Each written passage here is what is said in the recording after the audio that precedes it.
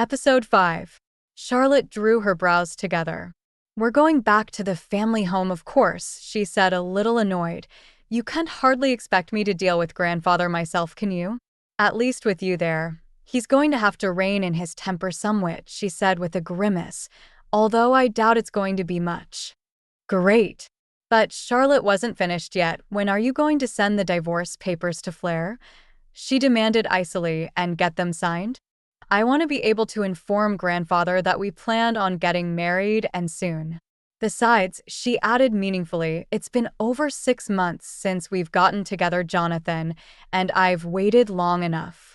"6 months is not a long time, Charlotte, by any stretch," I countered back, smoothing my shirt, "and I will send the divorce papers out in due time," I added, causing her to glower at me.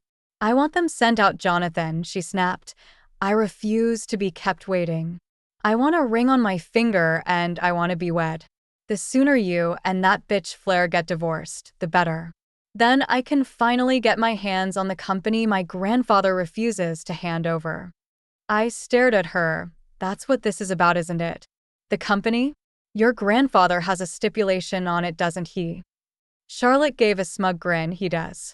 In order to inherit the damn company, either I or Grayson have to be married first and provide an heir.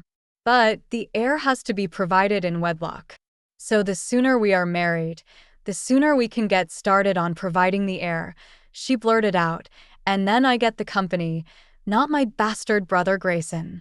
She patted my knee condescendingly. "And it's not as though there aren't perks for you," she said with a grin. "Not only will you own half the company with me, but I'll be able to direct the clients to your law firm. You'll get tons of business and so many clients you won't be able to keep up. All of them wealthy. You'll be a billionaire in your own right.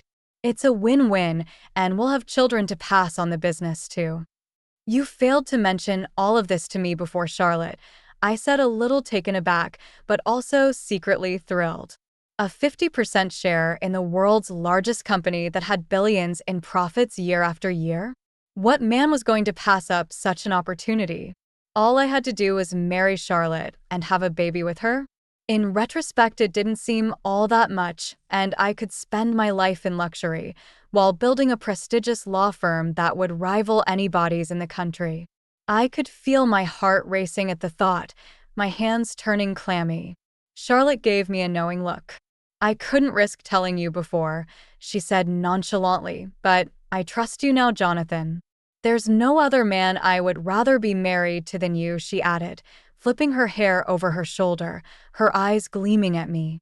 "But Charlotte, I don't exactly see you looking after a child," I said, frowning. She didn't seem like the maternal type. Charlotte laughed, throwing her head back. "Johnathon, you're hilarious," she said. "Naturally, our child will be brought up by nannies." "I don't intend on being a hands-on mother." She shuddered at the thought of changing diapers and late-night feeds. "Ugh," she flinched. "It's so repulsive," she complained. I felt a pang at that. I had always wanted children and had never thought of palming them off. I convinced myself that it was a small price to pay for what I would receive in return. Our child would still be loved, be well cared for. I ignored the small voice in my head that was protesting and smiled lovingly at Charlotte. "Very well, I will take care of the divorce papers. Now that I know there is a reason for the urgency, my love," I told her loyally, making her face light up, "and then we can announce our engagement to the media, which should make your family happy." Flair's point of view. I forced back my groan as the sunlight hit my eyes, my head throbbing with what felt like the world's worst hangover, and stumbled to the bathroom, where I forced my body underneath the shower and out of hibernation.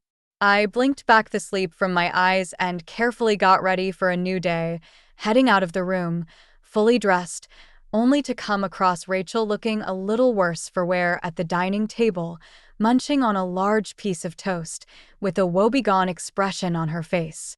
"I drank too much last night," she moaned, sipping coffee and making a face. "Now my head feels like it's about to explode." "Tell me about it," I muttered, grabbing some juice and aspirin. "I feel like severing my head from my body," I complained, sitting down next to her. Rachel smirked still. It was worth it, just to see that bitch Charlotte DeLuca's face when you gave her what for, she said teasingly, wincing slightly. I stared at her uncomprehendingly. Sorry, what? I asked. Rachel snorted. Don't tell me you've forgotten already, she said with a shake of her head, and then grabbed the newspaper, handing it to me as I gripped it with slightly shaking hands. Spoilt heiress has affair with married man. Given slap by the woman she wronged. I swallowed hard, grateful not to be eating anything for fear it would have come right back up. There, in black and white, as plain as the nose on my face, was a close-up picture of myself slapping Charlotte DeLuca in the face. Oh boy. Suddenly I was grateful to be sitting down. I gripped the edges of the table. This had to be some sort of prank. I glanced at Rachel, who was smirking at me. Slowly images from last night began to flash into my mind. I slapped her. I said incredulously, oh my God, I actually slapped her. What was I thinking? I had never slapped anyone before in my life.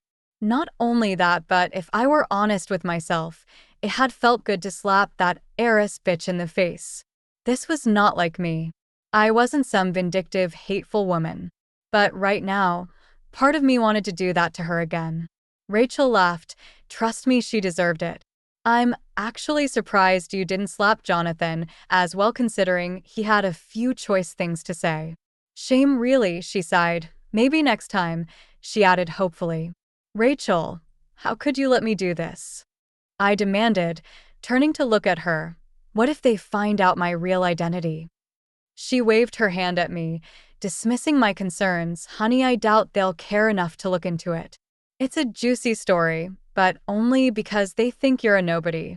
Trust me, their focus is on Charlotte DeLuca and that bastard Johnathon.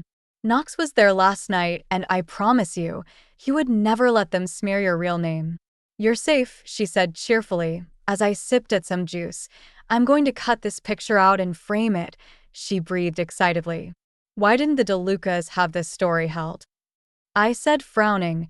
The last thing they would have wanted was their precious heiress to have her name smeared in the paper again. Oh, that's the thing. According to Knox, her half-brother Grayson refuses to intervene with the papers, and her grandfather has given them strict instructions that unless Grayson says to hold them, the stories should continue to run.